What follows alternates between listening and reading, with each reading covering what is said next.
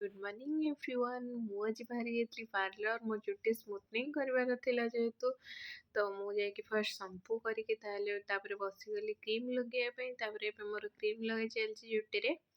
ଦେଖନ୍ତୁ ମୁଁ ଏଇଠି କେମିତି ପୁରା ଏକ୍ସାଇଟେଡ୍ ହେଇକି ବସିଯାଇଛି। ଆଉ ଏଇଟା ହେଉଛି ମୋର ସେକେଣ୍ଡ ଟାଇମ୍ ଥିଲା। ଆଉ ଏଇଠି ଆମର ଦିଦି କ୍ରିମ୍ ଲଗେଇବାରେ ବ୍ୟସ୍ତ ଅଛନ୍ତି, ମୁଁ ଏଇଠି ବସିକି ଭିଡ଼ିଓ ବନେଇବାରେ ବ୍ୟସ୍ତ ଅଛି। ତାପରେ ଚୁଟି ୱାଶ୍ ସରିଗଲା ପରେ ମୋର ଏବେ ଆସିଗଲା ଆଇରନ୍ ଦେବାର। ହିଟ୍ ଦଉ ଦେଖନ୍ତୁ ମୋ ଚୁଟି କେତେ ସୁନ୍ଦର ହେଇଗଲା। ଆଉ ତାପରେ ପ୍ରୋଟିନ୍ ଦିଆଗଲା ଚୁଟିରେ, ଆଉ ମୋ ଫେସ୍‌ରେ ଲଗାହେଲା ଡିଟାନ୍ କ୍ରିମ୍। ତ ସେଦିନ ମୁଁ ଯାଇଥିଲି ଡିଟାନ୍ ଫେସିଆଲ୍ କରିଥିଲି, ଫିର୍ ବି ଦିଦି କହିଲେ ଆଉ ଥରେ କରିଦେ। ଆଉ ଏଇଟା ଦେଖନ୍ତୁ ସେଟା ସରୁ ଏଇଟା ବି ସରିଗଲା, ଆଉ ଏଇଟା ହେଇଗଲା ଫାଇନାଲ୍ ରେଜଲ୍ଟ। ଆଉ ସିରିୟସଲି ବହୁତ ଭଲ ଲାଗୁଛି ଆଉ ବହୁତ ସୁନ୍ଦର ବି ଦେଖାଯାଉଛି। Thank you for makeup studio. ଆଉ ଏଇଟା ହେଉଛି ଆଭେଲେବୁଲ୍ ଅଛି ଶାଳପଡ଼ାରେ। ଆଉ ଯେଉଁମାନେ ଚାହିଁବେ ଯାଇକି ସବୁକିଛି ଆଭେଲେବୁଲ୍ ଅଛି। ଆଉ ଆପଣମାନେ ବି ଯାଆନ୍ତୁ ଆଉ ଆପଣଙ୍କର ଚୁଟିକୁ ଏମିତି ସୁନ୍ଦର କରନ୍ତୁ।